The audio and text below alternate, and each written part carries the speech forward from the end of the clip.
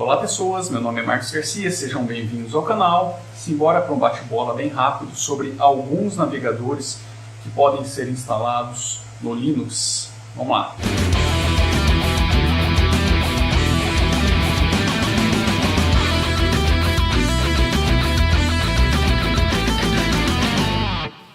Fala aí galera, belezeira? Meu nome é Marcos Garcia, sejam bem-vindos ao canal. E no vídeo de hoje eu vou divagar um pouquinho sobre alguns navegadores disponíveis para Linux. Eu não vou fazer benchmark, eu não vou entrar em assuntos técnicos sobre esses navegadores, não é o objetivo desse vídeo. Eu realmente vou divagar um pouquinho sobre alguns navegadores que eu já utilizei e vou falar o que eu acho sobre eles. De repente isso desperta a tua curiosidade para que comece a utilizá-los ou testá-los, sei lá, e de repente um desses navegadores pode virar o seu navegador principal no dia a dia. Eu vou começar com o Vivaldi. É um navegador que poucas pessoas conhecem, mas na minha opinião, de todos os que eu vou falar aqui nesse vídeo, é o que mais me chama atenção por conta dos features, das inovações. É realmente um navegador bem diferente dos demais que a gente encontra. O básico ele possui, assim como todos os outros, mas os caras tiveram uma sacada de recursos, de modernização muito bacana, cara. Faz até um tempinho que eu não utilizo o Vivaldi. Eu acho que eu instalei ele logo que foi anunciado, uma das primeiras versões para Linux, e já me impressionou naquela época porque ele praticamente não tinha bug e ele vinha com os recursos muito show de bola. Ele foi o primeiro navegador, pelo menos que eu tive contato, que, por exemplo, desacoplou uma janela de vídeo e deixava você visualizar, por exemplo, o vídeo do YouTube enquanto você navegava ou utilizava qualquer outra coisa no seu computador. Os caras já entregaram um navegador com uma barrinha lateral ali com um bloco de notas embutido. Assim, foi a primeira vez que eu tinha visto algo do tipo em um navegador. E é uma coisa que, assim, faz sentido, cara. Às vezes a gente quer anotar um monte de coisa e hoje a gente depende de um plugin ou de um software de terceiro ou até de um aplicativo desktop para fazer isso. Os recursos de abas também que eles entregaram, de agrupamento, de visão, de aba 4 nas abas, eu achei uma coisa muito interessante. Eu ainda não tinha visto isso em um navegador. Ou seja, aqui é quase que um reforço sobre essas questões de inovação em cima de um navegador. O Vivaldi não foi mais um browser que apareceu para competir com o Chrome, com o Firefox, com o Safari, trazendo mais do mesmo. Os caras experimentaram.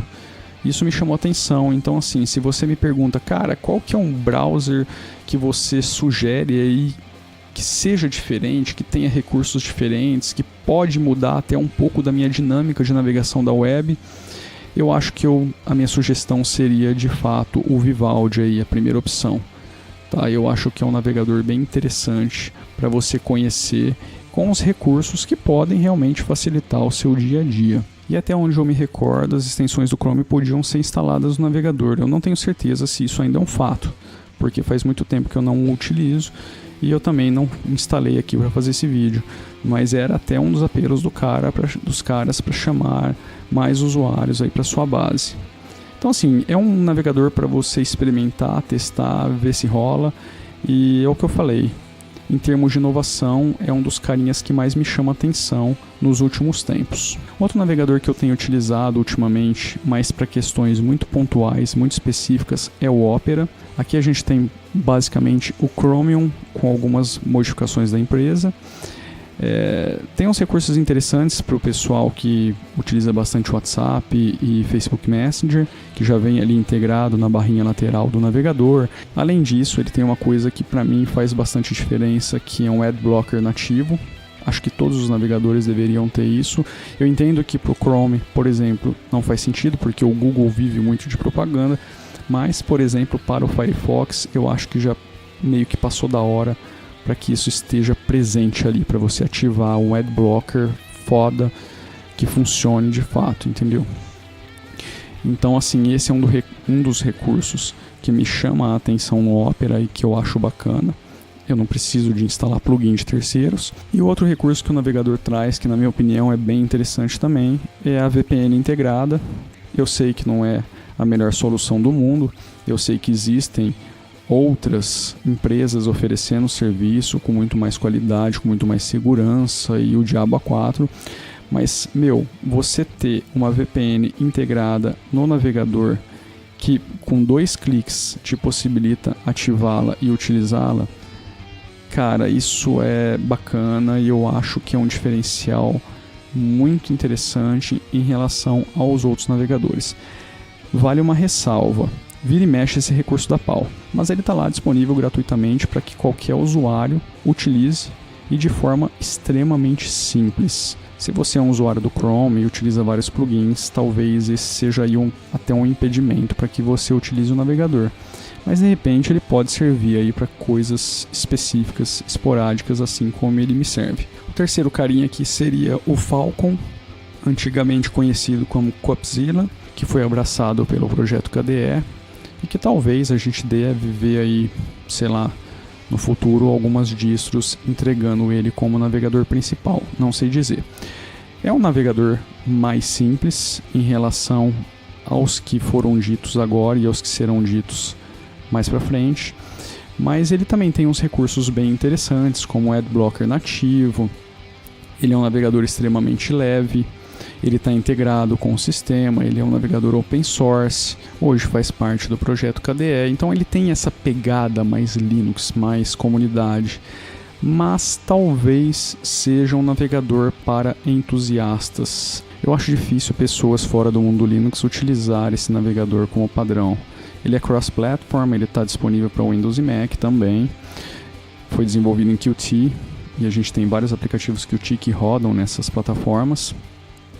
Mas eu acho que hoje ele é um navegador mais para entusiastas ou então para pessoas que estão mais envolvidas com a comunidade, com questões de privacidade, que querem realmente algo ali free, open source e de repente que possam até contribuir com a causa, com o navegador, com o desenvolvimento da coisa. Eu não sei se esse carinha, pelo menos agora, teria um apelo forte aí para que outras pessoas utilizassem. Inclusive, acho até difícil que seja adotado em grande massa pela comunidade Linux como um navegador padrão. Talvez para coisas também específicas, mas em substituto ao Chrome ou Firefox, que são os navegadores mais utilizados hoje, eu acho cedo para dizer e talvez ele, pelo menos por enquanto, seja um navegador de nicho para pessoas com preocupações específicas. E aí, eu acho que a gente acaba ficando com apenas os usuários da comunidade Linux e talvez da comunidade KDE, porque o GNOME, que hoje praticamente é um ambiente gráfico que está sendo adotado pela grande maioria das distros, também tem o seu navegador e os caras querem que o deles entrem ali como padrão. Então, não sei, eu acho que esse é um navegador que a gente tem que acompanhar, ele tem uma promessa muito bacana, ele tem um potencial muito bacana, mas ainda não sei se é um navegador pronto para todos os usuários de todas as plataformas. De qualquer forma, tá aí, é um projeto muito bacana. Algumas pessoas no canal já comentaram sobre ele, pediram até para que eu fizesse vídeo falando sobre ele. Eu não esqueci de fazer o vídeo não, tá aqui na lista. No comecinho agora do ano ele deve sair. Mas é isso, eu acho que por enquanto é um navegador para um público muito específico e provavelmente para pessoas que estão ali na comunidade Linux mesmo, e principalmente envolvidos com o projeto KDE. O próximo browser é o Firefox, todo mundo já conhece, eu não vou ficar falando muito sobre ele, eu só gostaria de dizer que a partir da versão 57, ele tá com uma nova pegada, eu acho que ele voltou a ser um carinha competitivo, porque na minha opinião o Firefox estava sim um pouco atrás de todos os demais.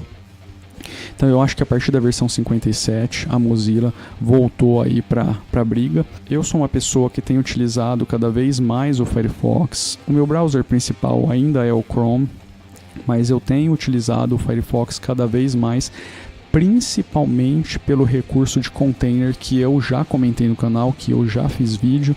Aquilo ajuda demais. Eu tenho isolado cada vez mais sites, redes que coletam dados e tenho colocado ali em containers para que fiquem apenas naquela caixinha.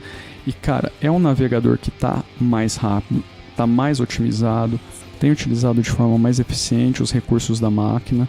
Ele está mais leve, pelo menos na minha utilização aqui, do que o Chrome. Então assim, vale comentar, eu acho que o Firefox é um browser muito foda. Eu gosto muito da Mozilla, eu acho que é uma empresa muito bacana, apesar do deslize que ela teve recentemente, que não foi legal.